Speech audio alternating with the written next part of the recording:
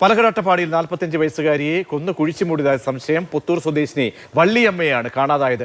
വള്ളിയമ്മയുടെ ഒപ്പം താമസിക്കുന്ന പഴനി കൊലപ്പെടുത്തിയ ശേഷം കുഴിച്ചിട്ടുവെന്നാണ് സംശയം. അതേസമയം കൊക്കയിൽ വീണ് മരിച്ചതാണെന്നാണ് പഴനി പോലീസിന് മൊഴി നൽകിയത്.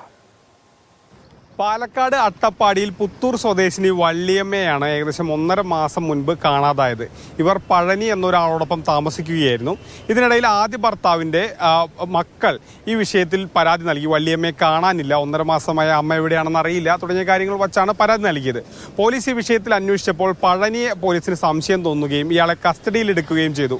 തുടർന്ന് പോലീസ് നടത്തിയ അന്വേഷണത്തിലാണ് വനമേഖലയിൽ ഇയാൾ വള്ളിയമ്മയെ കൊന്ന് കുഴിച്ചിട്ടുണ്ടെന്നുള്ള സംശയം പോലീസിന് വരുന്നത്. കാരണം വള്ളിയമ്മയെ കാണാതായെന്ന് രാത്രി വലിയ രീതിയിലുള്ള ബഹളം വീട്ടിലുണ്ടായിരുന്നു. ഇരുവർക്കുമിടയിൽ കുറേ നാളുകളായി പ്രശ്നം നിലനിന്നിരുന്നു. അങ്ങനെ വള്ളിയമ്മയെ ഇയാൾ കൊന്നിട്ടുണ്ടാകാം, പഴനി കൊന്നിട്ടുണ്ടാകാം എന്നുള്ളൊരു സംശയമാണ് നിലവിൽ പോലീസിനുള്ളത്.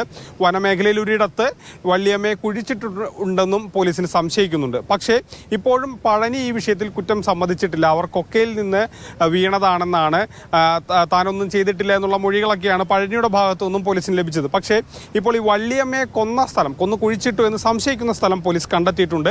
ആ സ്ഥലം കുഴിച്ച് പരിശോധന നടത്താനുള്ള നടപടികളും പോലീസ് ആരംഭിച്ചിട്ടുണ്ട്.